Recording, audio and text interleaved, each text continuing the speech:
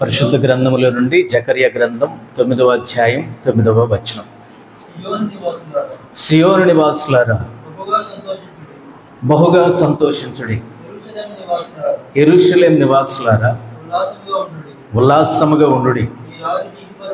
నీ రాజు నీతిపరుడును రక్షణ గలవాడును దీనుడునై గాడిద పిల్లను ఎక్కి నీ యొద్దకు వచ్చుచున్నాడు. అక్కడ ఒక మాట ఉంటుంది, నీ రాజు అనే మాట చూడండి, అక్కడ ఉందా? నీ రాజు. ఇంకొక మాట మనం జ్ఞాపకం చేసుకున్నాం. యెషయా గ్రంథం 62వ అధ్యాయం 11వ వచనం. ఆలకించుడి, భూదిగంతముల వరకు యెహోవా సమాచారం ప్రకటింపజేసి ఉన్నాడు.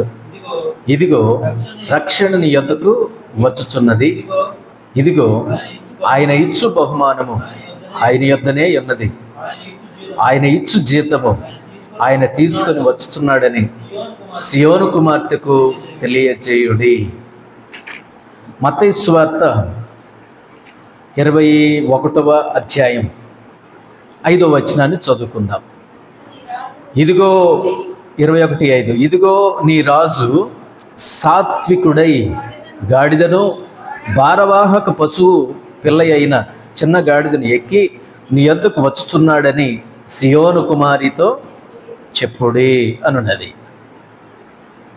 ఈ మనం చదివినటువంటి జకర్యా గ్రంథం కానివ్వండి, యెషయా గ్రంథం కానివ్వండి, మత్తయి సువార్త కానివ్వండి, ఈ సందర్భాల్లో ఒక మాట మనకు కనిపిస్తుంది.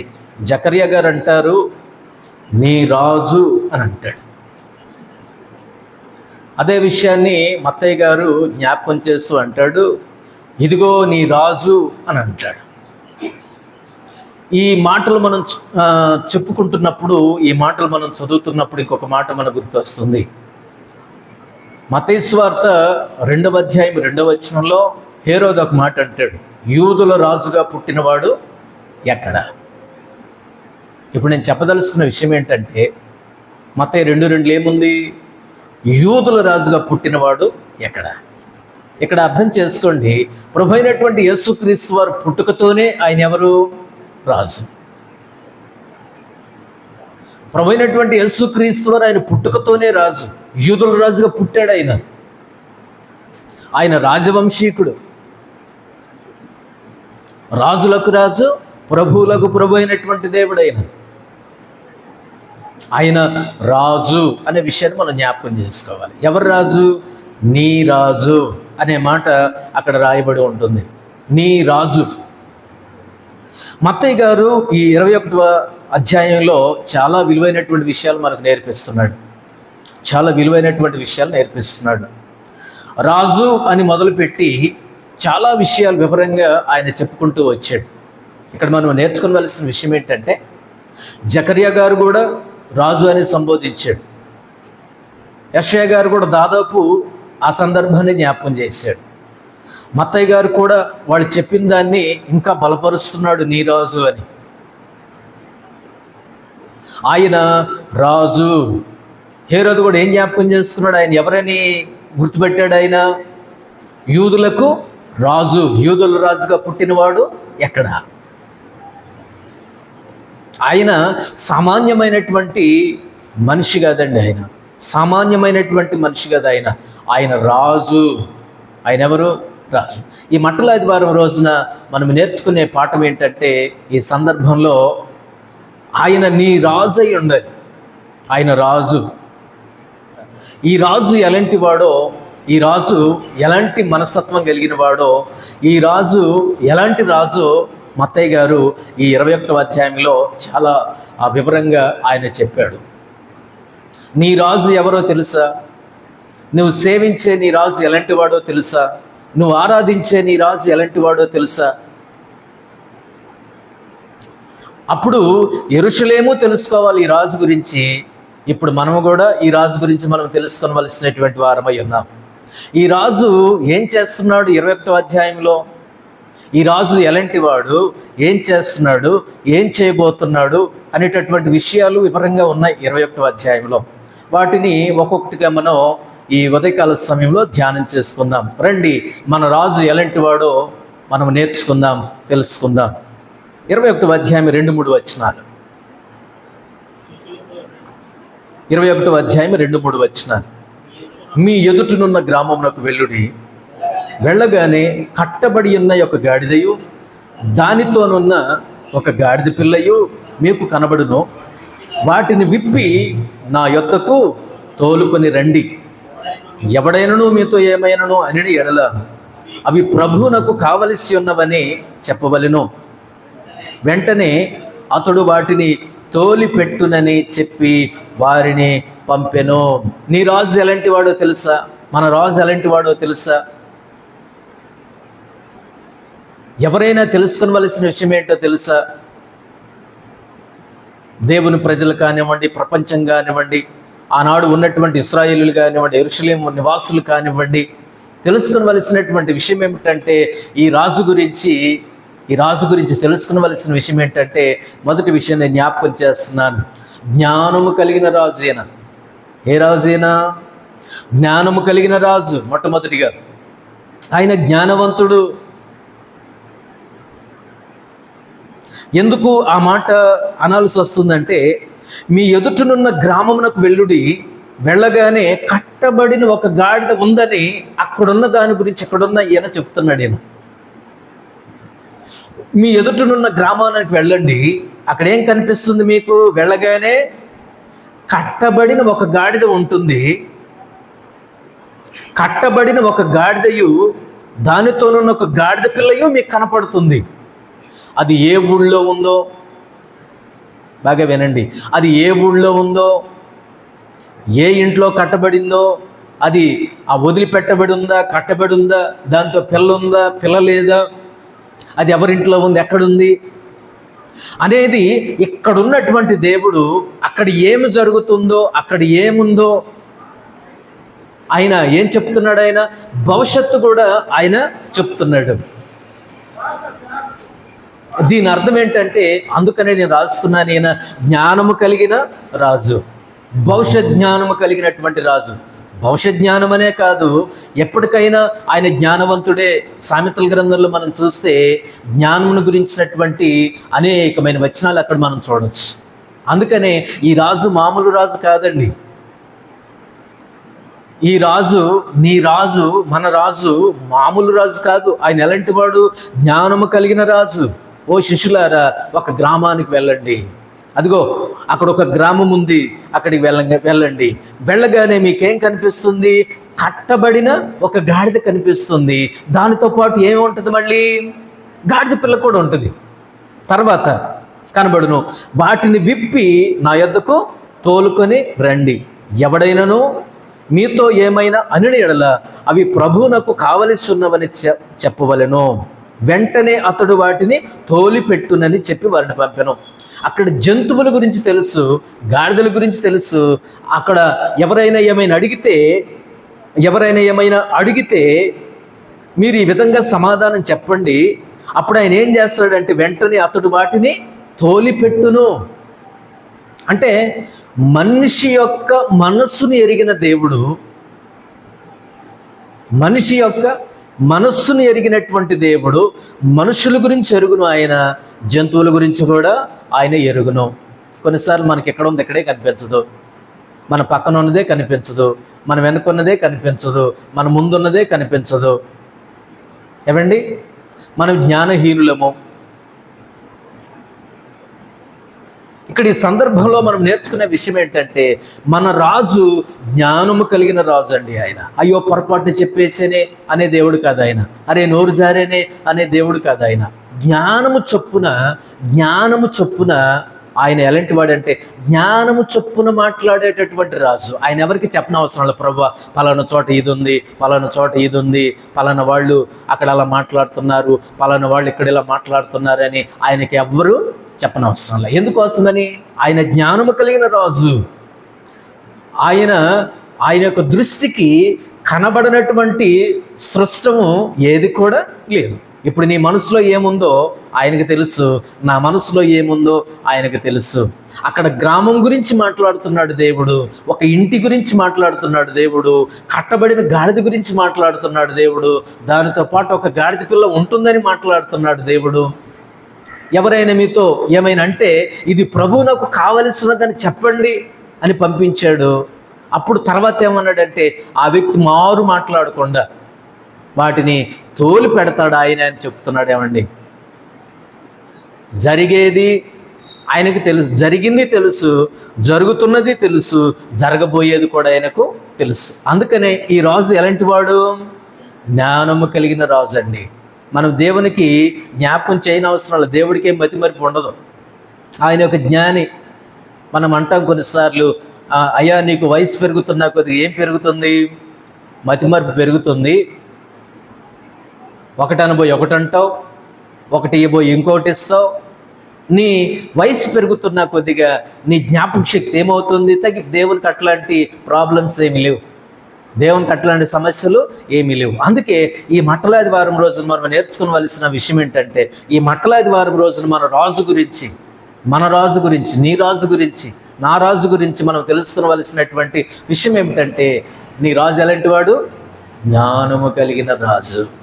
యాకోబు 1:5 ఉంటుంది, మీలో ఎవరికైనా జ్ఞానము కొదుగా ఉన్న ఎడల అతడు నన్ను అడగవలెను, నేను అతనికి ధారాళముగా జ్ఞానాన్ని ఏం చేస్తాను? నేను అనుగ్రహిస్తాను అన్నాడు యాకోబు 1:5. జ్ఞానము కలిగినటువంటి రాజు సొలొమోనుకు ఆ రోజు జ్ఞానమును తెలివినిచ్చినటువంటి దేవుడు రాజ్య పరిపాలన చేయడానికి. ఆయన మాటలు జ్ఞానము కలిగినటువంటివి, ఆయన పరిపాలన జ్ఞానము కలిగినటువంటి పరిపాలన. ఆయన చూపు చూడండి, ఆయన గతించిన దాని గురించి ఆయన ఎరుగును, జరుగుతున్న దాని గురించి ఆయన ఎరుగును, జరగబోయే దాని గురించి కూడా ఆయన ఎరుగును. ఆయన ఏమి డైరీ మెయింటైన్ చేయడు, మర్చిపోతే దీన్ని చూస్తే జ్ఞాపకం వస్తుందని. ఆ సమస్యలు ఏమి ఆయనకు లేవు.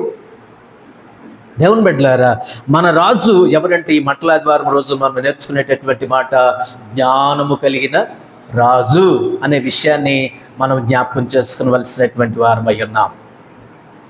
రెండో విషయం నేను జ్ఞాపకం చేస్తాను. చూడండి, 21వ అధ్యాయం 4-5 వచనాలు. మన రాజు గురించి రెండో మాట నేను జ్ఞాపకం చేస్తాను. 21వ అధ్యాయం 4-5 వచనాలు. ప్రవక్త వలన చెప్పబడినది నెరవేరునట్లు ఇది జరిగెను. అదేమనగా, ఇదిగో నీ రాజు సాత్వికుడై గాడిదను భారవాహక పశుపిల్ల అయిన చిన్న గాడిదను ఎక్కి నీ యొద్దకు వచ్చుచున్నాడని సియోను కుమారితో చెప్పుడి అనున్నది. రెండవది, నీ రాజు ఎవరో తెలుసా? రెండవది, దైవికమైన రాజు, దైవికమైనటువంటి రాజు. ఆయన దైవికమైన రాజు, సాత్వికుడైన రాజు. అందుకనే నేను రాసుకున్నాను మొట్టమొదటిగా, నీ రాజు జ్ఞానము కలిగిన రాజు. రెండవది, దైవికమైన రాజు, దైవికమైన రాజు. ఈ దైవికమైన రాజులో సాత్వికము కూడా ఉంది. దైవికమైన రాజుని ఎందుకన్నానంటే, ఈ రాజు గురించి ప్రవక్తలు చెప్పారు. ఇందాక ప్రవక్తలు చెప్పారు, యెషయా గారు చెప్పారు, అదేవిధంగా జకర్యా గారు కూడా చెప్పారు. ఈయన ప్రవక్తలు ప్రవచించినటువంటి రాజు.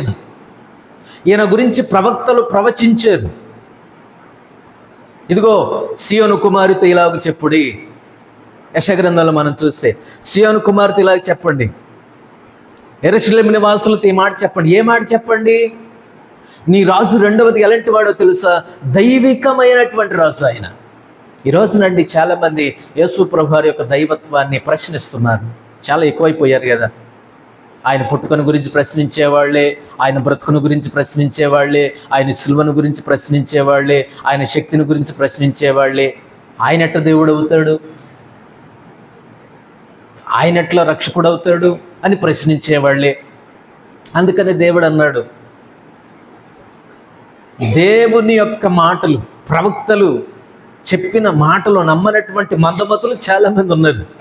కారణం ఏంటో తెలుసా? వాళ్ళు తెలుసుకోరు ఈయన దైవత్వాన్ని, ప్రభువైనటువంటి యేసుక్రీస్తు వారి దైవత్వాన్ని చాలామంది అంగీకరించట్లేదు. అనుమానాలు, అపోహలు, అవమానాలు ఆయనను గురించి. అందుకనే ఈ మత్తయ్య గారు మనకు జ్ఞాపకం చేస్తున్నాడు, ఈ రాజు మామూలు రాజు కాదండి, ఆయన దైవికమైనటువంటి రాజు, దైవరాజు, ఆయన దైవికమైనటువంటి రాజు. ఆయన ప్రతి విషయంలో కూడా దైవ సంబంధమైనటువంటి జీవితం జీవించినటువంటి వాడు, తండ్రి చిత్తమును నెరవేర్చినటువంటి వాడు, తన చిత్తము నెరవేర్చుకోలేదు, తండ్రి చిత్తమును నెరవేర్చినటువంటి వాడు, ఆయన దైవికమైనటువంటి రాజు. అదే విషయాన్ని యెషయా గ్రంథం 62:11 ఇందాక అన్నాడు కదా, ఈ మాట సియోను కుమార్తెతో చెప్పండి, రక్షణ నీ యొద్దకు వస్తుంది. ఈయన దైవికమైనటువంటి రాజు కాబట్టి. జకరియా అన్నాడు 9:9 నీ రాజు సాత్వికుడుగా నీ దగ్గరకు వస్తున్నాడు, రక్షకుడు ఆయన, దైవికమైనటువంటి వ్యక్తి అని చాలామంది సాక్ష్యం చెప్పారు. ప్రభు అయినటువంటి దేవుడు కూడా తన గురించి సాక్ష్యం చెప్పాడు. అందుకే ఈ రాజు ఎలాంటి వాడంటే దైవికమైనటువంటి రాజు అండి, పాపము లేనటువంటి వాడండి, దైవికమైనటువంటి వాడు. కాబట్టి మనం ఇక్కడ నేర్చుకోవలసినటువంటి విషయం ఏంటంటే, మనము ఆయన యొక్క దైవత్వాన్ని నమ్మాలి. ఆయన యొక్క దైవత్వాన్ని మనం నమ్మాలి. మొట్టమొదటిగా ఆయన జ్ఞానం కలిగినటువంటి రాజు, మనము ఆయన యొక్క జ్ఞానం పొంది జీవించాలి. ఆయన యొక్క జ్ఞానం పొంది జీవించాలి. రెండవదిగా ఈయన దైవికమైనటువంటి రాజు, ఆయన యొక్క దైవత్వాన్ని మనము నమ్మాలి, ప్రశ్నించకూడదు, ఫాలో అవ్వడమే. దైవికమైన రాజు అండి, ఆయన జీవితంలో కానివ్వండి, ఆయన మాటలో కానివ్వండి, ఆయన ప్రవర్తనలో కానివ్వండి, ఎక్కడ కూడా పాపానికి చోటు లేదు, ఎక్కడ కూడా దోషానికి చోటు లేదు, ఆయనలో ఏ లోపము లేదు, ఏ పాపము లేదు. ఆయన ఎలాంటి వాడంటే దైవికమైనటువంటి మనిషి అండి, దైవరాజు అండి, దైవికమైనటువంటి రాజు అండి, సాత్వికుడండి ఆయన. అందుకే మనము ఆయన యొక్క దైవత్వాన్ని మనము నమ్మాలి. ఆయన దైవత్వాన్ని ప్రశ్నించకూడదు, ఆయన దైవత్వాన్ని క్వశ్చన్ చేయకూడదు, మనం ప్రశ్నించకూడదు. అది రెండవది రాజు గురించి. మూడవది నేను జ్ఞాపకం చేస్తాను, చూడండి 6-7 వచనాలు, 21, 6-7 వచనాలు. శిష్యులు వెళ్ళి యేసు తమకు ఆజ్ఞాపించిన ప్రకారం చేసి ఆ గాడిదను దాని పిల్లను తోలుకొని వచ్చి వాటి మీద తమ బట్టలు వేయగా ఆయన బట్టల మీద కూర్చుండెను. మత్తయ్య గారు జ్ఞాపకం చేస్తున్నాడు ఈ రాజు గురించి. మూడో మాట జ్ఞాపకం చేస్తున్నాడు. ఈ రాజు ఎలాంటి వాడో తెలుసా? నీ రాజు ఎలాంటి వాడో తెలుసా? అధికారము కలిగిన రాజు. ఎవరైనా అధికారము కలిగినటువంటి రాజు. ఏమని చెప్తున్నాడు శిష్యులతో 6వ వచనంలో? శిష్యులు వెళ్ళి యేసు తమకు ఆజ్ఞాపించిన ప్రకారము చేసిరి. 2వ వచనంలో కూడా ఆ మాట చూస్తాం, మీ ఎదుటనున్న గ్రామానికి వెళ్ళండి, ఇలా చేయండి అని. అంటే ఈయన ఎవరంటే అధికారము కలిగినటువంటి రాజు. ఈయన అధికారం కలిగినటువంటి రాజు. రాజుకి అధికారం ఉంటుందండి. ఈ భూమి మీద ఉన్నటువంటి రాజులు ఉన్నారు, రాజ్య పరిపాలన చేసేవాళ్ళు ఉన్నారు, అధికారులు ఉన్నారు, హోదా కలిగినటువంటి వాళ్ళు ఉన్నారు. ఎవరి మీద వాళ్ళకు ఉంటుంది అధికారము? ప్రజల మీద అధికారం ఉంటుంది. వాళ్ళు అధికారులు, అధికారం ఉన్నటువంటి వారు. వాళ్ళ అధికారం లిమిట్ ఉంటుంది, వాళ్ళ అధికారానికి లిమిట్ ఉంటుంది. ఇప్పుడు సీఎం గారు ఉన్నారండి. దేనికి సీఎం అయినా? ఒక రాష్ట్రానికి సీఎం. పిఎం గారు ఉన్నారండి. దేనికి పిఎం అయినా? ఒక దేశానికి పిఎం. కానీ సర్వలోకానికి పిఎం కాదు. ఒక సీఎం ఒక సర్వలోకానికి సీఎం కాదు. ఈయన అధికారానికి హద్దులు ఉన్నాయి, హద్దులు ఉంటాయి. ఇప్పుడు మనం ఒక అధికారి దగ్గరికి వెళ్ళి, ఎమ్మెల్యే గారి దగ్గర, ఒక ఎంపీ గారి దగ్గరికి వెళ్ళి మన సమస్యలు చెప్పుకున్నాం అనుకోండి, మీదే ఊరు అంటాడు. మాది పలానా ఊరని, పలానా మండలం, పలానా నియోజకవర్గం. అయితే మీరు మా నియోజకవర్గ పరిధిలో లేరు కాబట్టి మీ ఎమ్మెల్యే గారి దగ్గరకు, మీ ఎంపీ గారి దగ్గరికి వెళ్ళమండి. ఎందుకు ఈ మాట అంటున్నానంటే, ఈ భూమి మీద ఉన్నటువంటి అధికారుల యొక్క అధికారానికి కొంత ఏముంటుంది? ఒక హద్దు అనేది, ఒక లిమిట్ అనేది ఉంటుంది. వార్డు మెంబర్ అండి, ఆ వార్డుకి నేను మెంబర్మే. సర్పంచ్ అండి, ఆ గ్రామానికే సర్పంచ్. ఒక లిమిట్ అనేది ఉంటుంది. కానీ ఇక్కడ యేసు ప్రభు వారి గురించి చూడండి, ఈయన అధికారం ఎలాంటిదో తెలుసు. సర్వలోకానికి ఈయన చక్రవర్తిన, సర్వలోకానికి చక్రవర్తిన, సర్వలోకానికి అధికారిన, చక్రవర్తిన. ఇప్పుడు మన ఈ రాజు యొక్క అధికారం ఎలా ఉంటుందో తెలుసా అండి? సృష్టి మీద అధికారం ఉంది ఆయనకి. గాలిని సముద్రాన్ని గద్దించినప్పుడు సృష్టిలో పడిందా లేదా? సృష్టి మీద అధికారం ఉంది, సాతాను మీద అధికారం ఉంది. ఎలా చెప్పగలం? ఆయన 40 రోజులు ఉపవాసం ఉండిన తర్వాత శోధకుడు శోధిస్తున్నప్పుడు సాతాను నువ్వు నా వెనుకకు పొమ్ము అన్నాడు. సృష్టి మీద అధికారి ఆయన, సాతాను మీద అధికారి ఆయన, పాపం మీద అధికారి ఆయన, దురాత్మల మీద ఆయనకు అధికారం ఉంది. ఉదాహరణకు చూస్తే దయ్యాలు పట్టినటువంటి వ్యక్తిని ఆ దయ్యాలు ఆ వ్యక్తిని పట్టి పీడిస్తుంటే యేసు ప్రభువు ఏమన్నాడు? గద్దించాడు. పుతోను దయ్యం పట్టినటువంటి ఆ చిన్నదాని దగ్గర ఉన్నటువంటి దయ్యాన్ని దేవుడు ఏం చేశాడు? వెళ్ళగొట్టాడు. దేవుడు ఆ కార్యం చేశాడు. ఎందుకు అంటున్నానంటే మన రాజు మామూలు రాజు కాదండి. ఈయన ఎలాంటి వాడు? మూడవదిగా అధికారం కలిగినటువంటి రాజు. మత్తయి సువార్త 28వ అధ్యాయం 18వ వచనంలో భూమి మీద నాకు సర్వాధికారము ఇవ్వబడి ఉన్నది. ఈయన అధికారానికి హద్దు ఉండదండి. మన రాజు యొక్క అధికారానికి హద్దు లేదండి. ఒక ప్రాంతము అడ్డు కాదండి. ఆయన భూమి మీద నాకు సర్వాధికారం ఇవ్వబడి ఉన్నది. పరలోకంలో కానివ్వండి, భూమి మీద కానివ్వండి, భూమి మీద ఉన్నటువంటి శక్తుల మీద కానివ్వండి, సృష్టి మీద కానివ్వండి, సాతాను మీద కానివ్వండి, పాపం మీద కానివ్వండి, దురాత్మల సమూహాల మీద కానివ్వండి, యేసు ప్రభువు వారికి ఏముంది? అధికారం. ఇప్పుడు మనం దయ్యం పట్టినోడి దగ్గరికి వెళ్ళి ఏమని ప్రార్థన చేస్తాం? యేసు నామములో నువ్వు పోవును గాక ప్రార్థన చేస్తాం. ఏముంది? యేసు నామములో ఏముంది? అధికారం ఉందండి. ఆయన అధికారి. ఆయన మాటలో అధికారం ఉంటుంది. ఒక అధికారి కనుక వచ్చి ఒక్క మాట ఇక్కడ అంటే కనుక అధికారులు మొత్తం పరిగెత్తుకుని వచ్చి వాలిపోతారు 2 నిమిషాల్లో. అధికారి ఆయన మాటకి ఏముంది? అధికారం అనేది ఉంది. మన రాజు కూడా మూడోది ఎలాంటి వాడంటే మత్తయ్య గారు జ్ఞాపకం చేస్తున్నాడు.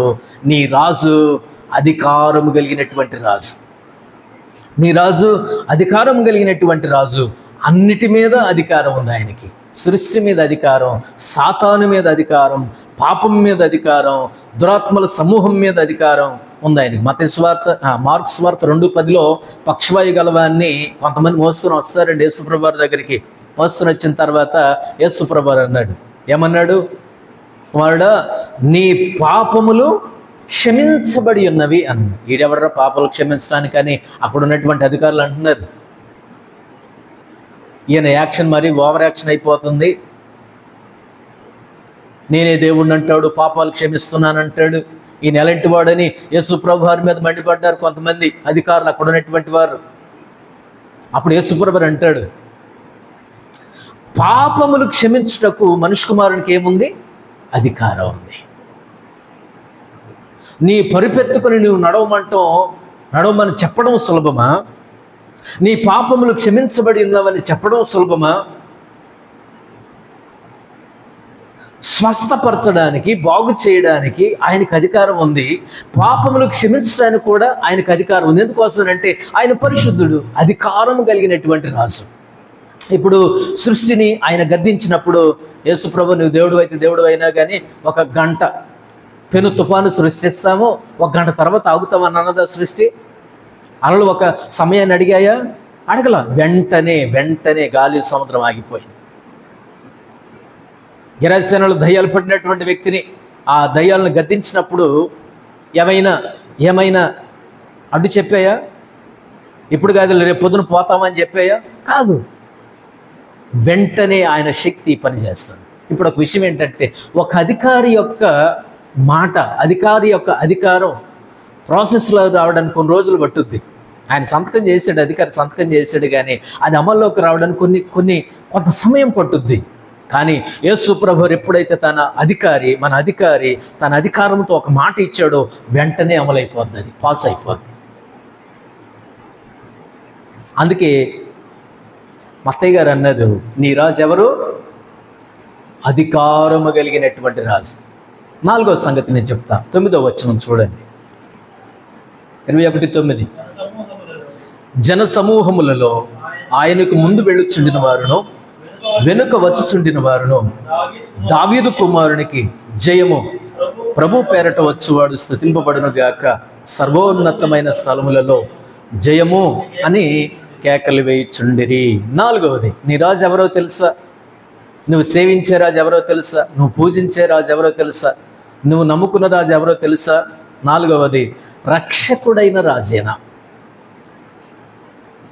రక్షకుడు, లేకపోతే విమోచకుడైన రాజు. రక్షకుడైన రాజు అండి ఈయన. 118వ కీర్తన 25-26 వచనాల్లో మనం చూస్తే ప్రార్థన చేశారండి రక్షకుడి గురించి వాళ్ళు.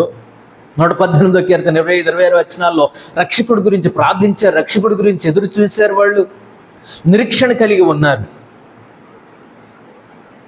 కానీ మత్తయి సువార్త గలతీయులకు రాసిన పత్రిక 4:4లో కాలం సంపూర్ణమైనప్పుడు దేవుడు తన కుమారుని భూమి మీదకి ఆయన పంపించాడు. రక్షకుడైన రాజు ఎవరి చేత పంపించబడ్డాడు? ఈ రక్షకుడు తండ్రి అయిన దేవుని చేత పంపించబడ్డాడు. తండ్రి అయిన దేవుని చేత ఈ లోకానికి పంపించబడ్డాడు. ఇందాక యెషయా గ్రంథం 62:11 ఏం చూసామంటే రక్షకుడు నీ దగ్గరకు వస్తున్నాడు, రక్షణ నీ దగ్గరకు వస్తుంది. పంపించిన వాడు ఎవరు? తండ్రి అయిన దేవుడు అనే విషయాన్ని ఇక్కడ చూడండి. 9వ వచనంలో చూడండి. ప్రభు పేరట వచ్చువాడు స్తుతింపబడుగాక.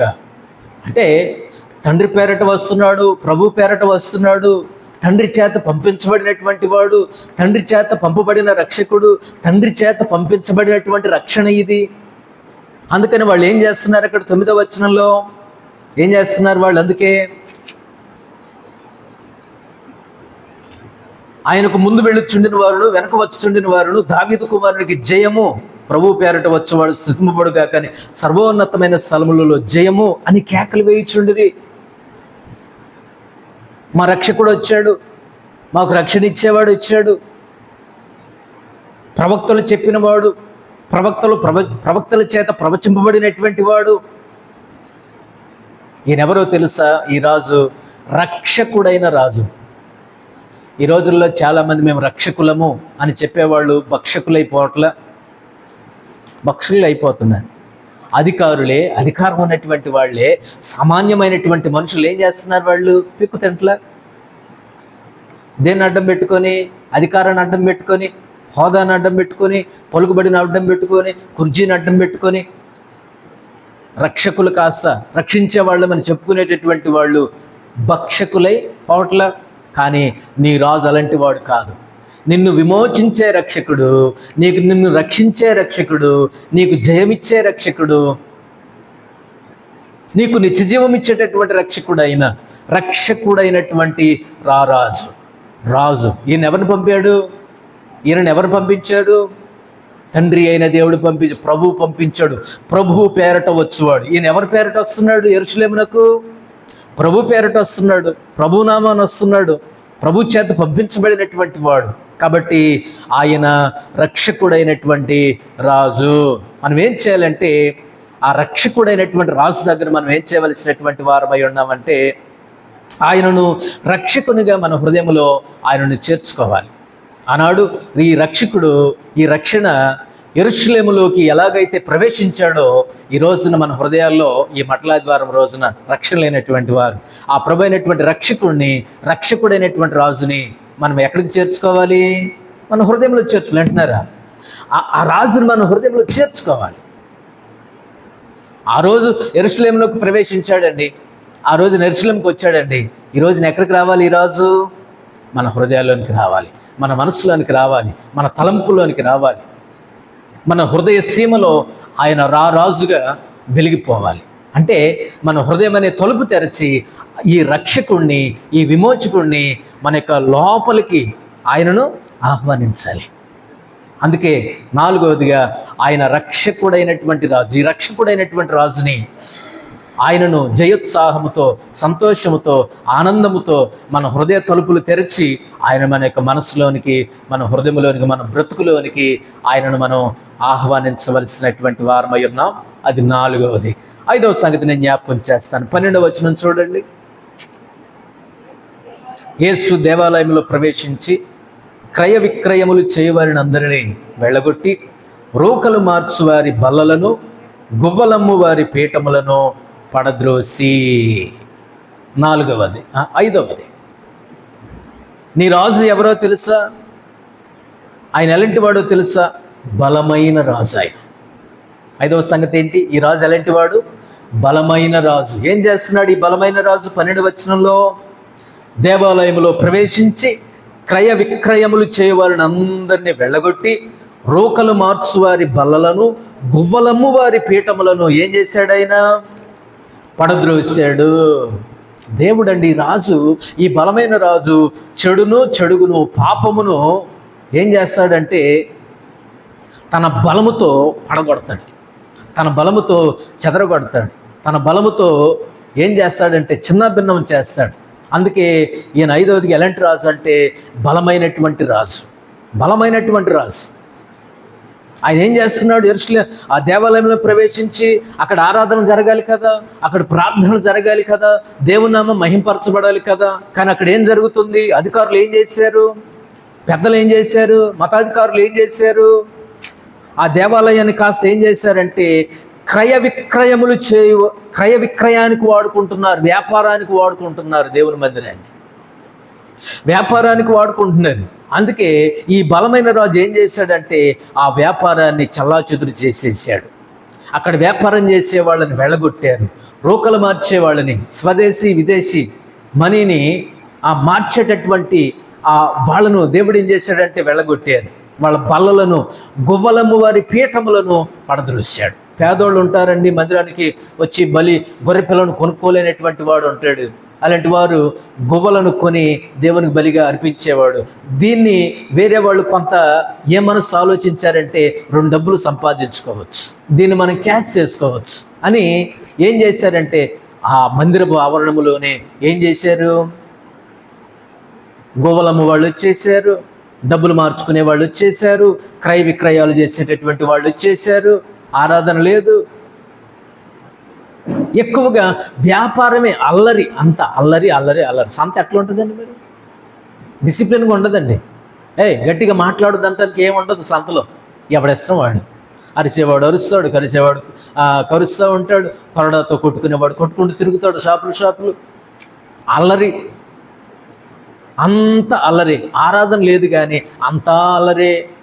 ఈ బలమైన రాజు ఏం చేశాడంటే వాటన్నిటినీ చిన్న భిన్నం చేసి పడద్రోసి కూలద్రోసి వాళ్ళని వెళ్ళగొట్టాడండి ఈ బలమైన రాజు. అందుకనే మనం ఇక్కడ నేర్చుకోవలసిన విషయం ఏంటంటే ఈ బలమైన రాజు కోసం మనం పౌరుషంగా నిలబడాలండి. ఆయన సింహం వలె ఆయన అక్కడ కనిపించాడు, బలవంతుడిగా ఆయన అక్కడ ఉన్నాడు. చెడుగును పాపాన్ని అక్కడ వ్యాపారం చేసేటటువంటి వాళ్ళని తన బలముతో ఏం చేశాడు? వెళ్ళగొట్టేశాడు. కాబట్టి ఇక్కడ మనం ఏం నేర్చుకోవాలా? దేవుని కోసం మనం నిలబడాలి. ఏమండి, అక్కడ ఒక్కడు యేసుప్రభు. మతాధికారులు చాలామంది ఉన్నారు, అధికారులు చాలామంది ఉన్నారు, బిజినెస్ చేసేవాళ్ళు చాలామంది ఉన్నారు. కానీ దేవుడు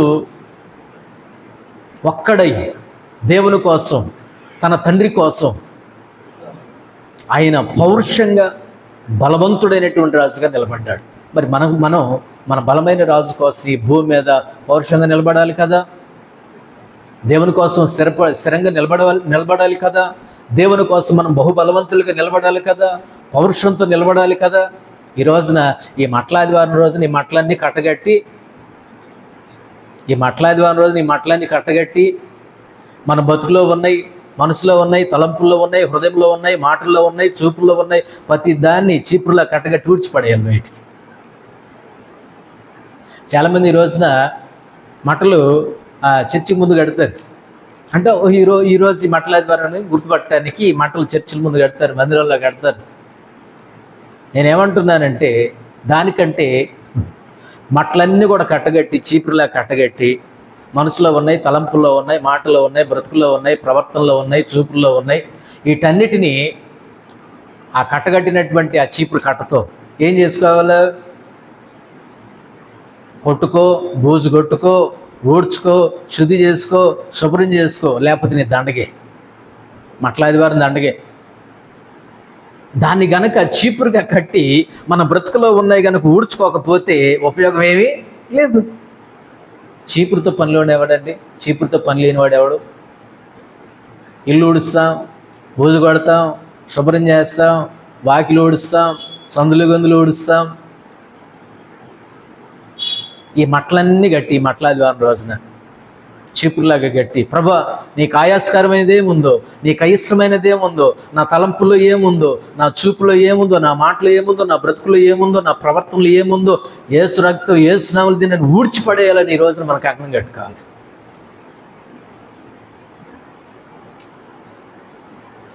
మట్లాదివారం అంటే మట్టలు కొత్త బట్టలు కాదు. మనల్ని మనం యేసు ప్రభువు అక్కడ ఏం చేస్తున్నారు? దేవాలయాన్ని శుద్ధి చేస్తున్నాడండి ఆయన. ఇప్పుడు మనల్ని మనం ఏం చేసుకోవాలి? ఇప్పుడు మనం ఇది దేవుని దేవాలయమేగా, ఈ దేవాలయంలో దేవుడు ఉన్నాడుగా. ఈ చీపురుతో ఈ మట్టలన్నీ కట్టి మనం ఏం చేయాలి? దీన్ని శుభ్రం చేసుకోవాలి కదా, శుద్ధి చేసుకోవాలి కదా. దేవుడు అదే నేర్పిస్తున్నాడు. అందుకని బలమైన రాజు, మనం దేవుని కోసం బహుబలంగా నిలబడవలసినటువంటి వారమైనా, బహుబలముగా నిలబడవలసినటువంటి వాళ్ళమైనా, పౌరుషంగా నిలబడాలి దేవుని కోసం. అది ఎన్నవది? 5వది. 6వ సంగతి నేను జ్ఞాపకం చేస్తాను. 13వ వచనం. 13.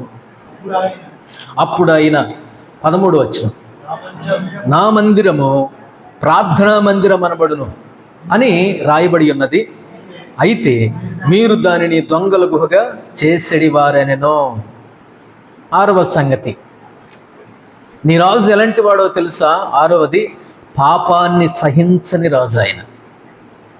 ఏ రాజు ఆయన? పాపాన్ని సహించనటువంటి రాజు. పాపిని ప్రేమిస్తాడు, కానీ పాపాన్ని ప్రేమించే దేవుడు కదండి ఆయన. పాపిని ప్రేమించి పాపి యొక్క పాపాన్ని ద్వేషించే రాజు ఆయన. ఆయన కనుదృష్టి దుష్టత్వమును చూడలేనంత నిష్కల్మషమైనది, నిష్కళంకమైనది ఆయన కనుదృష్టి.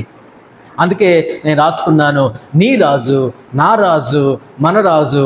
6వది ఎలాంటి వాడంటే పాపాన్ని సహించనటువంటి రాజు. ఇక్కడ ఏం చేశారు వీళ్ళు? 13వ వచనం, మందిరాన్ని దొంగల గుహగా చేసేసారు వీళ్ళు.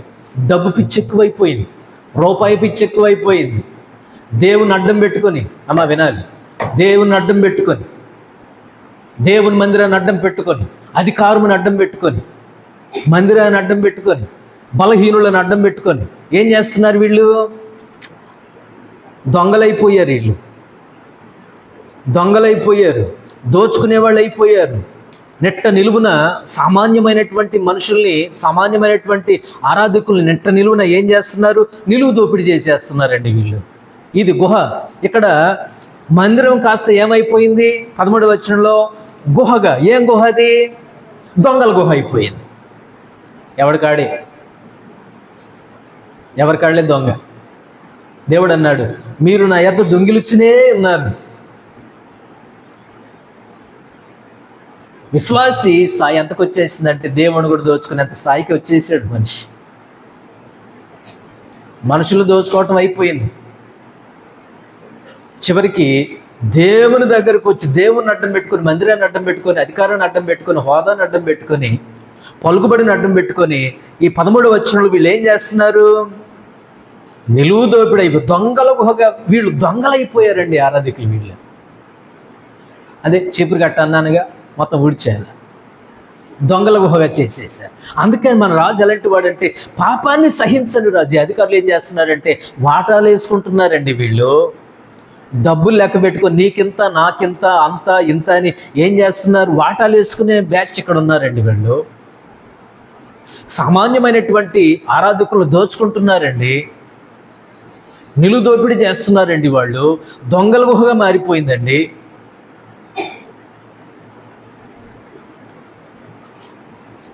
దొంగల గుహగా మారిపోయింది.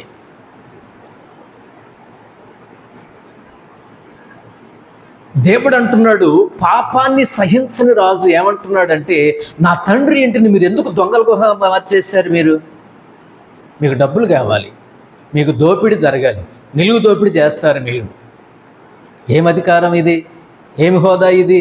ఇదంతా మట్లాదివారం రోజున జరుగుతుంది. ఇదంతా ఈ రోజునే జరుగుతుంది, మట్లాదివారం రోజున జరుగుతుంది. దేవుని బిడ్డలారా, పాపాన్ని సహించనటువంటి రాజు. అందుకని ఇక్కడ మనం ఏం నేర్చుకోవాలంటే యథార్థంగా బ్రతకడం నేర్చుకోవాలి, నీతి నిజాయితీతో బ్రతకడం నేర్చుకోవాలి. ఎందుకోసం మన రాజు అలాంటి వాడు కాబట్టి. పాపాన్ని సహించని రాజు ఆయన. పాపిని ప్రేమిస్తాడు కానీ పాపాన్ని ప్రేమించడు ఆయన. అందుకే మనం యథార్థంగా జీవించవలసినటువంటి వారమై ఉన్నాం. ఆయన సన్నిధిలో ఆయనను ఆరాధించువారు ఆత్మతోనూ సత్యముతో ఆరాధించాలి. ఇది 6వ సంగతి, పాపాన్ని సహించనటువంటి రాజు ఆయన. 7వ సంగతి నేను జ్ఞాపకం చేస్తాను. 14వ వచనం. 14 గుడ్డివారును కుంటివారును దేవాలయంలో ఆయన ఎద్దకు రాగా ఆయన వారిని స్వస్థపరిచెను.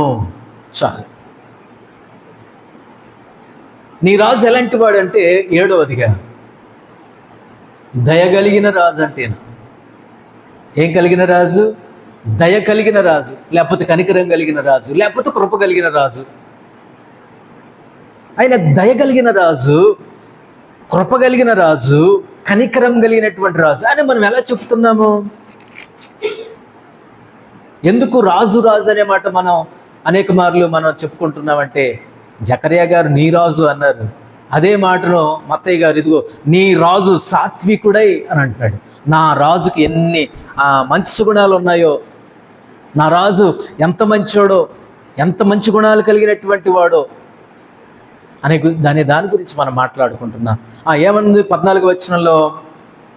గుడ్డివారును కుంటివారును దేవాలయములో ఆయన యొద్దకు రాగా ఆయన వారిని స్వస్థపరిచెను.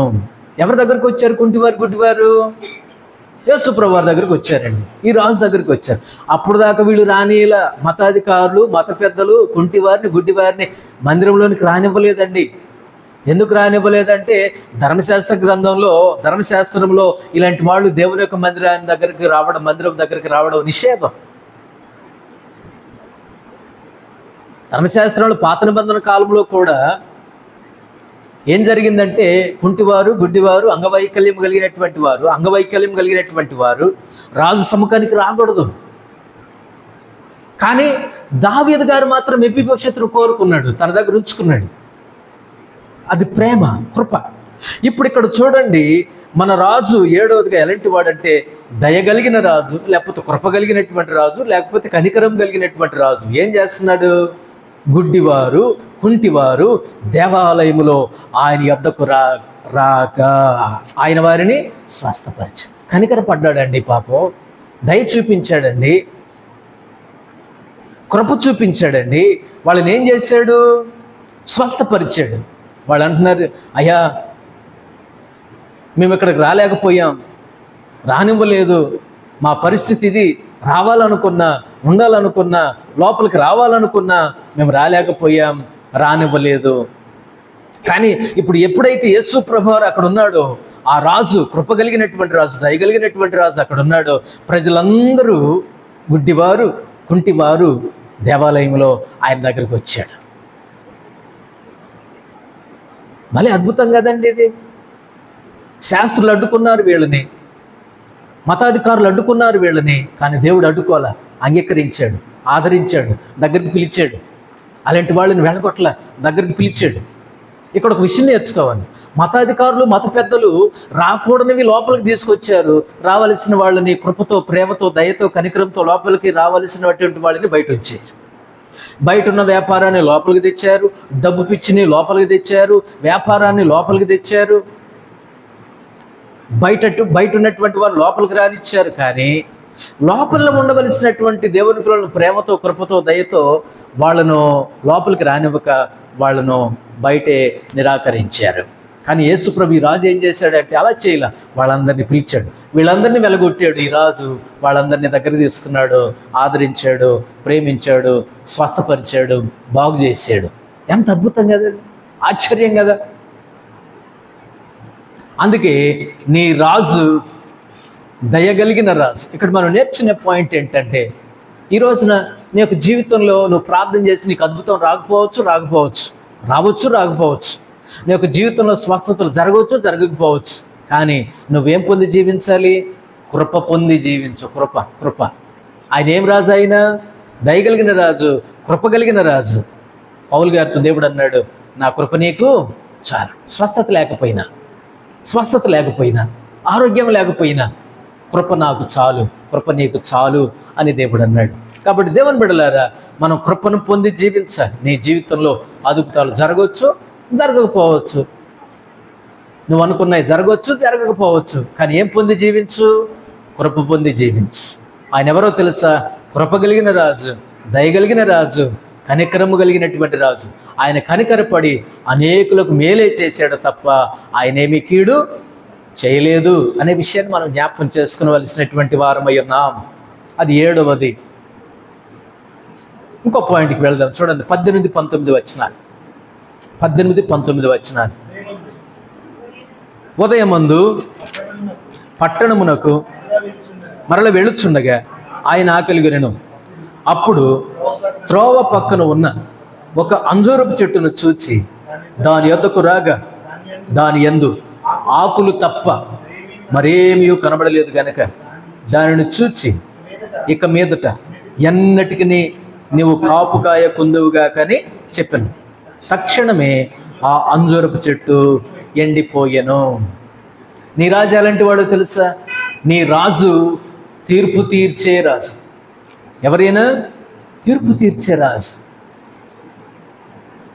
ఎలా తీర్పు తీరుస్తాడు ఈయన? న్యాయమును బట్టి తీర్పు తీరుస్తాడండి ఈయన. ఈ భూమి మీద తీర్పు ఎలా వస్తుందో తెలుసా? నాకు నచ్చితే ఒకలాగా, నచ్చకపోతే ఒకలాగా తీర్పు తీరుస్తా. మావాడైతే ఒకలాగా, నావాడు కాడు అని తెలిస్తే ఒకలాగా. తీర్పు డబ్బుని బట్టి ఉంటుంది, రక్తాన్ని బట్టి ఉంటుంది, స్నేహాన్ని బట్టి ఉంటుంది, బంధుత్వాన్ని బట్టి ఉంటుంది. ఏమండి, దేవుని దగ్గర అట్లాంటివి ఉండవు. ఆయన న్యాయమును బట్టి మాత్రమే తీర్పు తీరుస్తాడు. మనం అంటాం, మీ వాడనే కదా మీకు నచ్చినట్లు తీర్పు తీర్చావు, అదే నేనైతే ఇలానే ఉంటావా, ఇలానే చేస్తావా, ఇలానే మాట్లాడతావా? ఎక్కడుందండి న్యాయమైన తీర్పు? ఎక్కడుందండి? యేసు ప్రభువు అన్యాయపు తీర్పు పొందాడు కదా, యేసు ప్రభు వారికి అన్యాయపు తీర్పు వచ్చేసింది కదా. కానీ ఆయన తీర్పు తీరుస్తాడు. ఆయన తీర్పరి న్యాయాధిపతి దానియేలు. ఆయన ఎలా తీర్పు తీరుస్తాడు? ఆయన న్యాయమును బట్టి తీర్పు తీరుస్తాడు.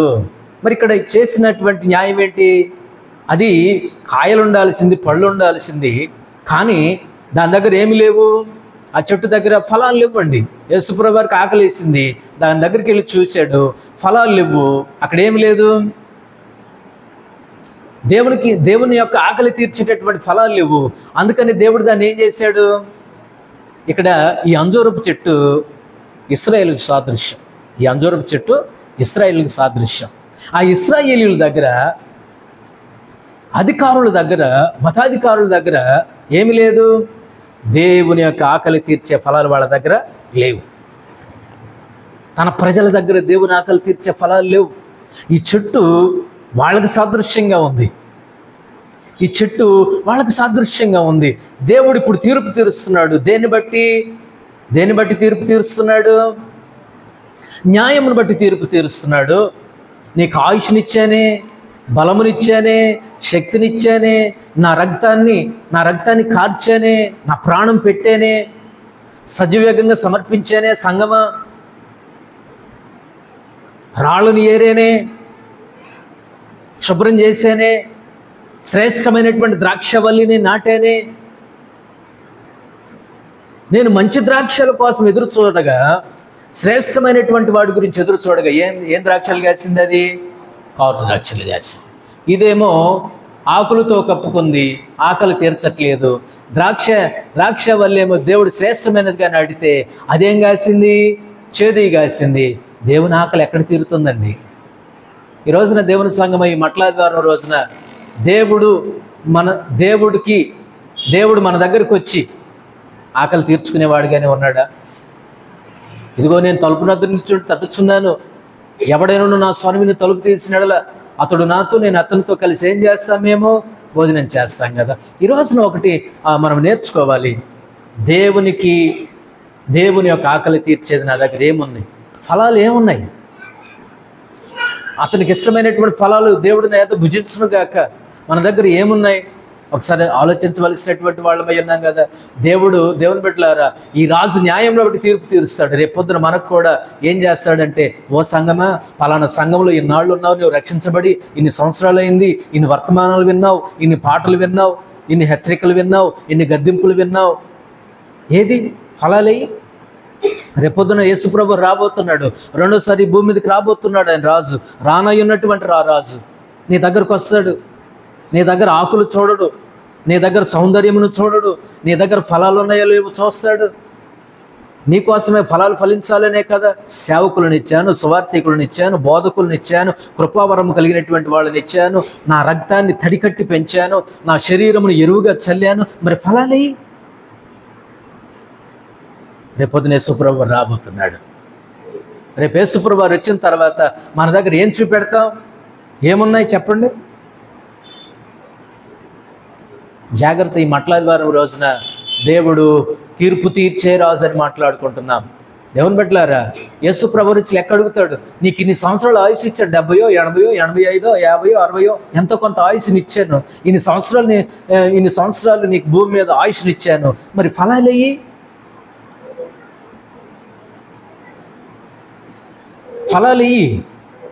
నాకు ఆకలిగా ఉంది, ఫలాలు అయ్యి. ప్రార్థన జీవితం ఏది? ఆరాధన జీవితం ఏది? దేవునికి ఇష్టమైనటువంటి జీవితం ఏది? దేవునికి సాక్షార్థమైనటువంటి జీవితం ఏది? సాక్షిగా నువ్వు ఎలా ఉన్నావు? ఎంతమందిని ప్రభువులోకి తీసుకుని వచ్చావు? నువ్వు రక్షించబడ్డావు, ఎంతమందిని రక్షణలోకి తీసుకొచ్చావు? ఆ ఫలాలు అయ్యి. తీర్పు తీర్చే రాజు రాబోతున్నాడు. జాగ్రత్త. నీ రాజు ఎలాంటి వాడో తెలుసా? తీర్పు తీర్చే రాజు. తీర్పులో నుండి తప్పించబడాలంటే, తీర్పులో నుండి దాటిపోవాలంటే ఫలాలు ఫలించాలి. ఫలాలు చాలా అవసరం అండి. ఫలాలు ఫలించాలి. నువ్వు ఒంటిగా ఉంటే కుదరదు, ఒంటరిగా ఉంటే కుదరదు. నువ్వు ఒక ఇద్దరిని, ఇంకో ముగ్గురిని, ఒక నలుగురిని దేవుని కోసం సంపాదించి రక్షణ గురించి వాళ్ళు ప్రార్థించి స్వార్థ చెప్తావు, కన్నీళ్లు గారుస్తావు, 2 మాటలు చెప్తావు.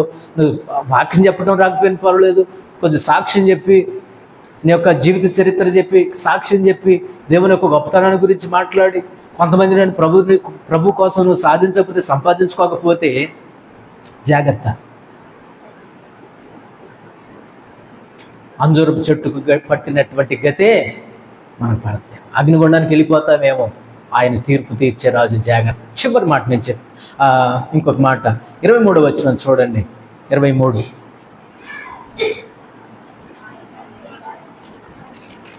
ఆయన దేవాలయంలోనికి వచ్చి బోధించుతుండగా ప్రధాన యాజకులను ప్రజల పెద్దలను ఆయన వద్దకు వచ్చి, ఏ అధికారం వలన నీవు ఈ కార్యములు చేయించున్నావు? ఈ అధికారం ఎవడు నీకు ఇచ్చనని అడుగగా. ఇక్కడ ఒక విషయం ఏంటంటే అండి, 23వ వచనం నుండి దాదాపు 39,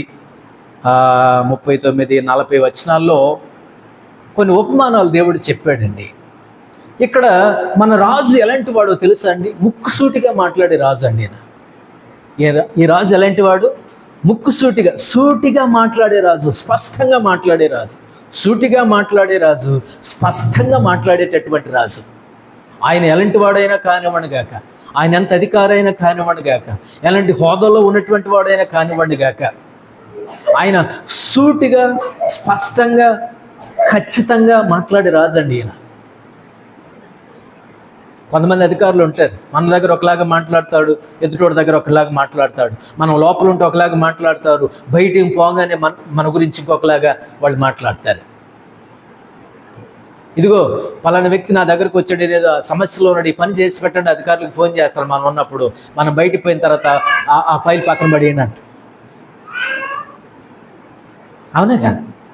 కానీ మన రాజు ఎలాంటి వాడంటే సూటిగా మాట్లాడే రాజు, స్పష్టంగా మాట్లాడేటటువంటి రాజు. ఇక్కడ వీళ్ళ గురించి మాట్లాడుతూ దేవుడు అన్నాడు, ఏమనన్నాడంటే ఒక ఉపమానం చెప్పాడండి. ఏ ఉపమానం చెప్పాడు? ద్రాక్ష తోట ఉపమానాన్ని గురించి చెప్పాడు. 28వ వచనంలో, ఒక మనుష్యునికి 2 కుమారులు ఉన్నారు. అతడు మొదటి వాని యొద్దకు వచ్చి, కుమారుడా, నేడు పోయి ద్రాక్ష తోటలో పని చేయమని చెప్పగా వాడు పోను అని చెప్పాడంట. ఒక అతనికి ఎంతమంది బిడ్డలు ఉన్నారు? ఒక మనుషుడికి 2 కుమారులు ఉన్నాడు. ఒక అబ్బాయి దగ్గరికి వెళ్ళి, రే అబ్బాయి, ద్రాక్ష తోటలోకి వెళ్ళి పని చేయరా అంటే వాడు అన్నాడు, నేను పోను అని ఎదురు తిరిగాడంట. తర్వాత అన్నాడంట, మనసు మార్చుకుని వెళ్ళాడంట తోటలోకి. మనసు మార్చుకుని వెళ్ళాడు. తర్వాత రెండో కుమారుడు ఏం చేశాడు? 30వ వచనంలో, అతడు 2వ వాని యొద్దకు వచ్చి ఆ ప్రకారమే చెప్పగా వాడు, అయ్యా పోదు నన్ను కానీ పోలేదు. ఈ ఇద్దరిలో ఎవడు తండ్రి ఇష్ట ప్రకారం చేసిన వాడని వారిని అడిగాను. అందుకు వాళ్ళు అన్నారు, మొదటి వాడే అనిరి. 2వ వాడు అన్నాడు, పోతాను డాడీ అన్నాడంట కానీ పోలేదంట ఈ దౌర్భాగ్యుడు. మొదటివాడు ఏమన్నాడు, నేను పోను అన్నాడంట కానీ మనసు మార్చుకొని పోయాడు ద్రాక్ష తోటలో పనికి. రెండో వాడు నేను పోతానన్నాడు కానీ పోనన్నవాడే పోయాడు కానీ పోతానన్నవాడు పోలా. ఇక్కడ దేవుడు ఒక ప్రశ్న వేశాడు, మరి ఈ ఇద్దరిలో ఎవడు తండ్రి ఇష్ట ప్రకారం చేసిన వాడని వాళ్ళని అడిగినప్పుడు వాళ్ళు అన్నారు మొదటివాడే అయ్యా నన్ను. ఆ మొదటివాడు ఎవరికి సాదృశ్యమో తెలుసా? సుంకరులకు వేశ్యలకు సాదృశ్యం. సుంకర్లకు సాదృశ్యం అండి వాళ్ళు. ఈ సుంకర్లు వీళ్ళు మొదట్లో యేసుప్రభువుని అంగీకరించలేదండి. వీళ్ళు ఈ ఉపమానం చెప్పాడు, యేసుప్రభువుని అంగీకరించలే. కానీ ఆ తర్వాత యేసుప్రభువుని అంగీకరించి మారు మనసు పొందారండి సుంకర్లు. వేశ్యలు కూడా మారు మనసు పొందారండి, సుంకర్లు కూడా మారు మనసు పొందారండి. కానీ ఈ రెండవ కుమారుడు ఉన్నారు చూసారా, వీళ్ళు ఎవరికి సాదృశ్యం అంటే చూడండి 32వ వచనం.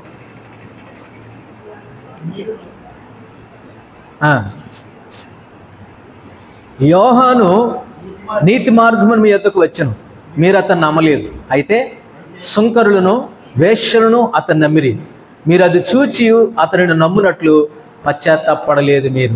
ఈ రెండో కుమారుడు ఎవరికి సాదృశ్యం అంటే అధికారులకు సాదృశ్యం, మత పెద్దలకు సాదృశ్యం, అక్కడ ఉన్నటువంటి అధికారంతో ఉన్న వారికి సాదృశ్యం. వీళ్ళు ఏం చేశారంటే దేవుని నమ్మల. సుంకర్లు నమ్మారు, దేవుని మాట విని సుంకర్లు యేసుప్రభువుని నమ్మారు. వేశ్యలు యేసుప్రభువుని నమ్మి విశ్వాసం ఉంచి రక్షించబడ్డారు. కానీ నా అనేటటువంటి వాళ్ళు, నా పిల్లలు, మా వాళ్ళు అని అనుకునేటటువంటి వాళ్ళు వీళ్ళు యేసుప్రభువుని ఏం చేయలేదు, నమ్మలేదండి. చెప్పారు, ఓకే అన్నారు కానీ దాన్ని హృదయపూర్వకంగా అంగీకరించలేదండి. వాళ్ళు ఏం చేయలేదంటే పశ్చాత్తాపడాల, నమ్మల. అందుకని దేవుడు అన్నాడు మీకంటే సుంకరులే బెటర్ అన్నాడు. వాళ్ళు వెళ్ళనన్న కుమారుడు ఏ విధంగా అయితే తోటలోకి వచ్చి పనిచేశాడో వాళ్ళు దేవుడు మాకొద్దు అన్నటువంటి వాళ్ళే తర్వాత అంగీకరించారు, రక్షణ పొందారు. మీరేమో వెళతానన్నారు తోటకి, కానీ ఏం చేస్తున్నారు మీరు? పశ్చాత్తాపం లేదు, మారు మనసు లేదు, మీ ఇష్టం అని దేవుడు గద్దించాడు. ఇది ఒక ఉపమానం చెప్పాడండి. నేనేమన్నానంటే మన రాజు ఎలాంటి వాడంటే సూటిగా మాట్లాడే రాజు, స్పష్టంగా మాట్లాడేటటువంటి రాజు. ఇంకొక ఉపమానం చెప్పాడు 33వ వచనంలో. మరి ఒక ఉపమానం వినుడి.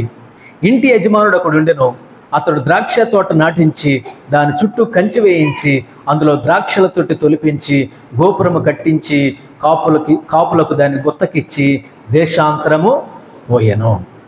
ఏం చేశాడంట? ఒక యజమానుడు ఏం చేశాడు? ద్రాక్ష తోట ఒకటి నాటించాడు, దాన్ని ఏం చేశాడు? కాపులకు గుత్తకిచ్చి ఆయన దేశాంతరము వెళ్ళిపోయాడు. 34వ వచనంలో పండకాలము సమీపించినప్పుడు పండ్లలో తన భాగము తీసుకుని వచ్చటకు ఆ కాపుల యొద్దకు తన దాసులను పంపించాడు అంట దేవుడు. ఎవరిని పంపించాడు? దాసులను పంపించాడు.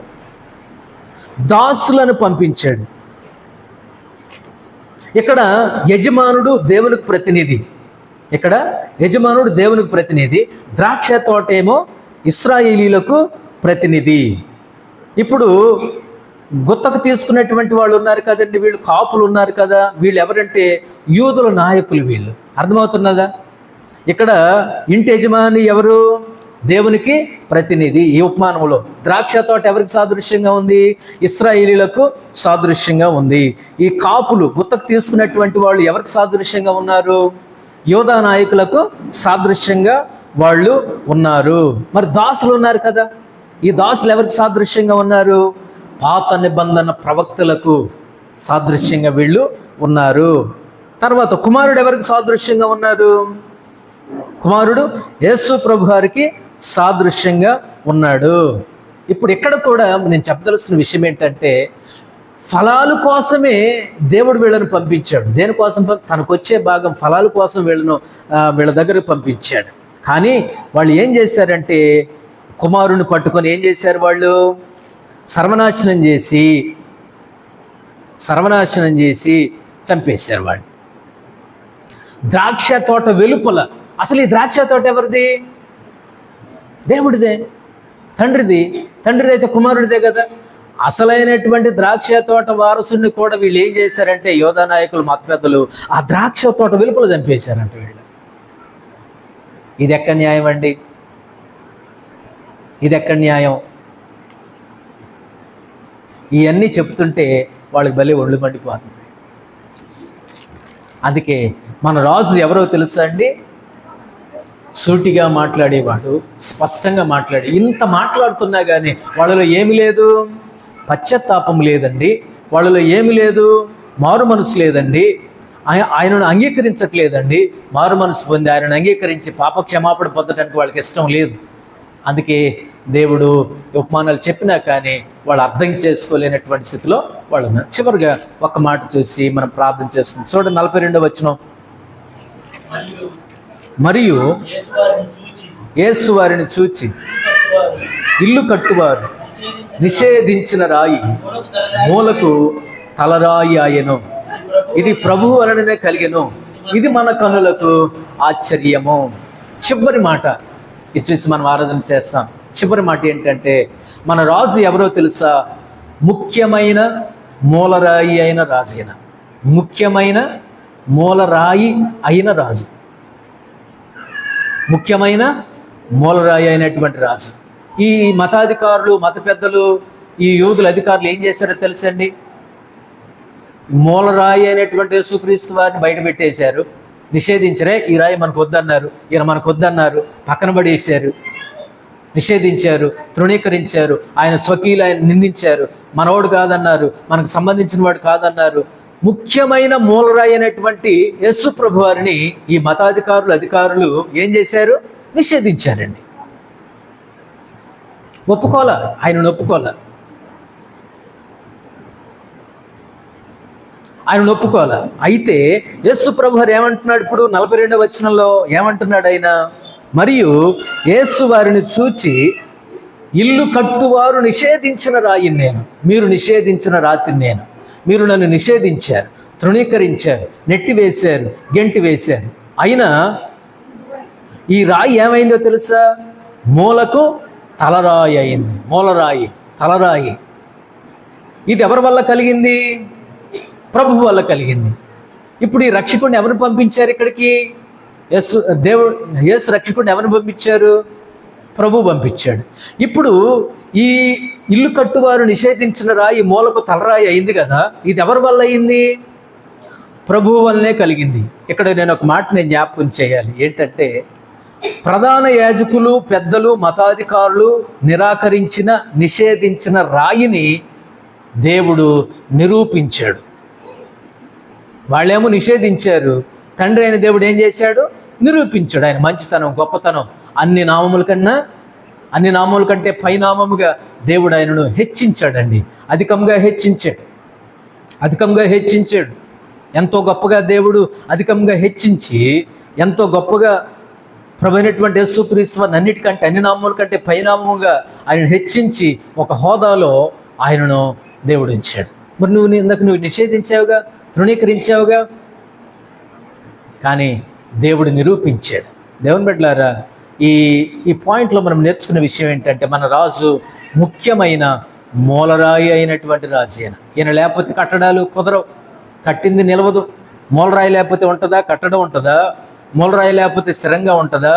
మూలరాయి ముఖ్యమైన రాయి, సజీవమైన రాయి యేసు ప్రభువు లేకపోతే నువ్వు ఎలా కడతావు? నీ నిర్మాణాలు ఎలా ఉంటాయి? మన బ్రతుకులు ఎలా ఉంటాయి? యేసు ప్రభు లేకపోతే మన బ్రతుకులు ఎలా ఉంటాయండి? మన జీవితాలు కట్టబడతాయా? కుటుంబాలు నిలబడతాయా? స్థిరంగా ఉంటాయా? ఆ బండ మీద కట్టబడినటువంటి ఇల్లు స్థిరంగా ఉంది, కానీ ఇసుక మీద కట్టబడిన ఇల్లు ఏమైపోయింది? కూలిపోయింది కదా. ఈ మూలరాయి అనే క్రీస్తు లేకపోతే మన ఇల్లు, మన బ్రతుకులు, మన భవిష్యత్తు అంతా ఇసుక మీద కట్టిన ఇల్లు లాగానే ఉంటుంది. అదే కనుక యేసుప్రభు వారు ముఖ్యమైన రాయి, మూలరాయి అనేటువంటి యేసుప్రభు వారు ఉంటే మన జీవితంలో, మన బ్రతుకులో కష్టం వచ్చినా, దుఃఖం వచ్చినా, నిరాశ నిస్పృహలు వచ్చినా అది నిలబడే ఉంటుంది, అది కట్టబడి ఉంటుంది, తట్టుకొని ఉంటుంది, స్థిరంగా ఉంటుంది, చక్కగా అది నిలబడి ఉంటుంది. ఇన్ని విషయాలు చెప్పాడు దేవుడు. ఈ సందర్భంలో చివరి రిఫరెన్స్ నేను చూపిస్తాను. ఎఫెసీయులకు రాసిన పత్రిక 2వ అధ్యాయం చూడండి.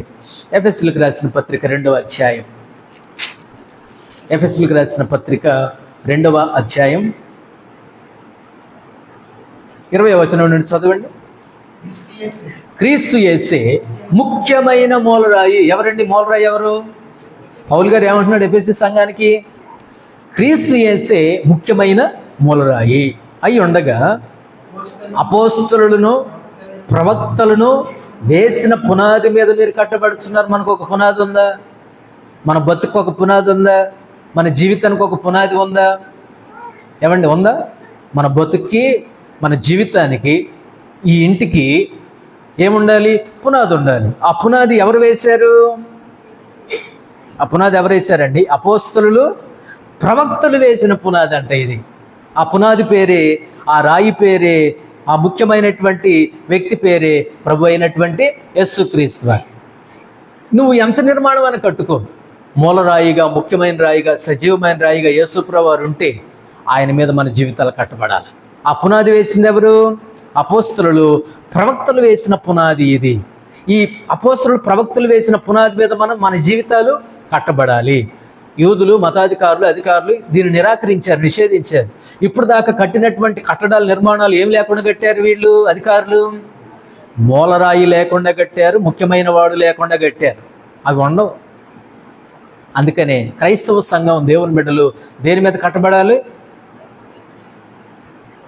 క్రీస్తు యేసు అనేటటువంటి పునాది మీద కట్టబడాలి. 21వ వచనం చూడండి. ప్రతి కట్టడమును ఆయనలో చక్కగా అమర్చబడి ప్రభువునందు పరిశుద్ధమైన దేవాలయం ఒకటకు వృద్ధి పొందుచున్నది. ఆయనలో మీరు కూడా ఆత్మ మూలముగా దేవునికి నివాస స్థలమైనట కట్టబడుచున్నారు. ఇది ఆయన మూలరాయిగా ఉంటేనే, ముఖ్యమైన వాడుగా ఉంటేనే, మన బ్రతుకులో ఉంటేనే, మన జీవితాల్లో ఉంటేనే, మన విశ్వాస జీవితాల్లో ఆయన ముఖ్యమైన వాడు, మూలరాయి అయినటువంటి వాడుగా ఆయన ఉంటేనే మనం కట్టబడతాం, గట్టిగా ఉంటాం, తట్టుకొని ఉంటాం, నిలబడి ఉంటాం, నిలిచి ఉంటాం. దేవుని బిడ్డలారా, మన యొక్క జీవితాలు ఆయనలో కట్టబడుతున్నాయా? ఈ రోజున ఈ ప్రత్యేకమైనటువంటి వాక్య సందర్భంలో, ఈ సందేశంలో మనం నేర్చుకోవాలి, నా జీవితంలో యేసు ప్రభువు ముఖ్యమైన వాడై ఉన్నాడా? మూలరాయిగా ఉన్నాడా?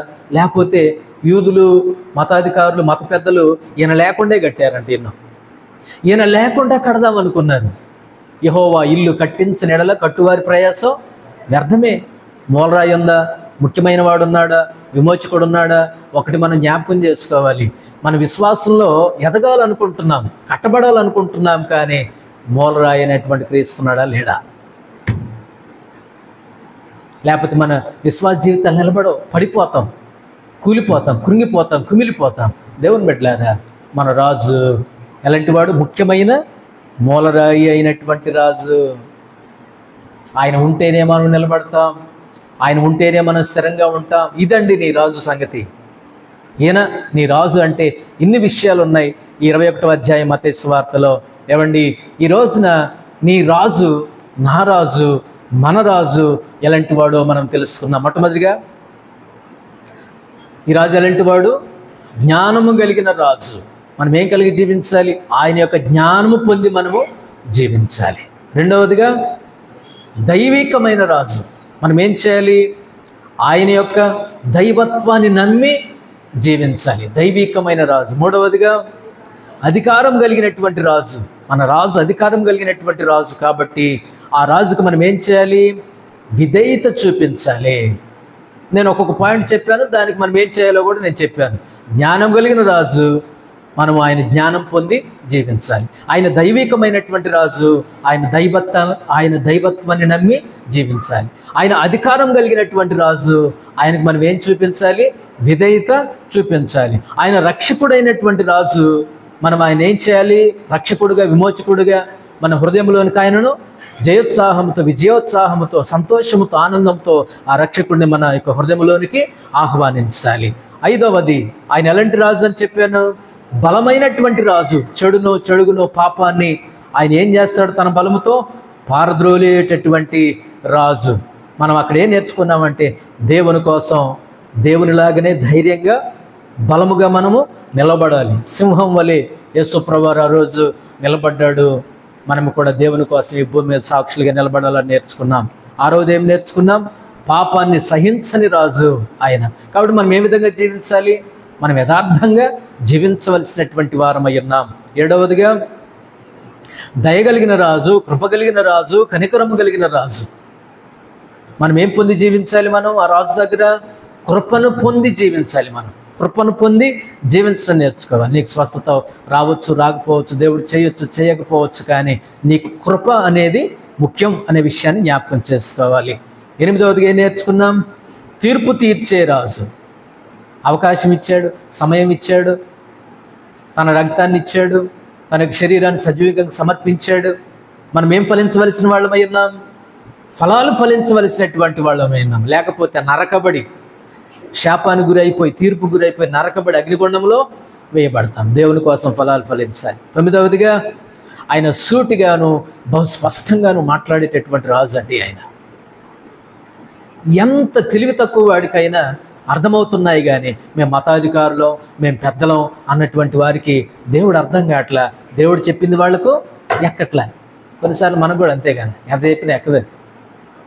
దేవుడు అక్కడ ప్రశ్న, మీరు చదవలేదా అని అన్నాడు. ఎవరు ఏం మాట్లాడు? చదివితేగా తెప్పలన్నీ. చదివితే ఎందుకు ఈ తెప్పలన్నీ? లేఖనాలు చదివితే ఎందుకు ఈ తెప్పలన్నీ? కాబట్టి ఆయన తీర్పు తీరుస్తాడు. ఎలా తీర్పు తీరుస్తాడు? ఆయన న్యాయమును బట్టి తీర్పు తీరుస్తాడు. మనం దేవుని కోసం ఫలాలు ఫలించాలి. అది 8వది. 9వది సూటిగా మాట్లాడేవాడు, స్పష్టంగా మాట్లాడేవాడు. కాబట్టి ఆయనను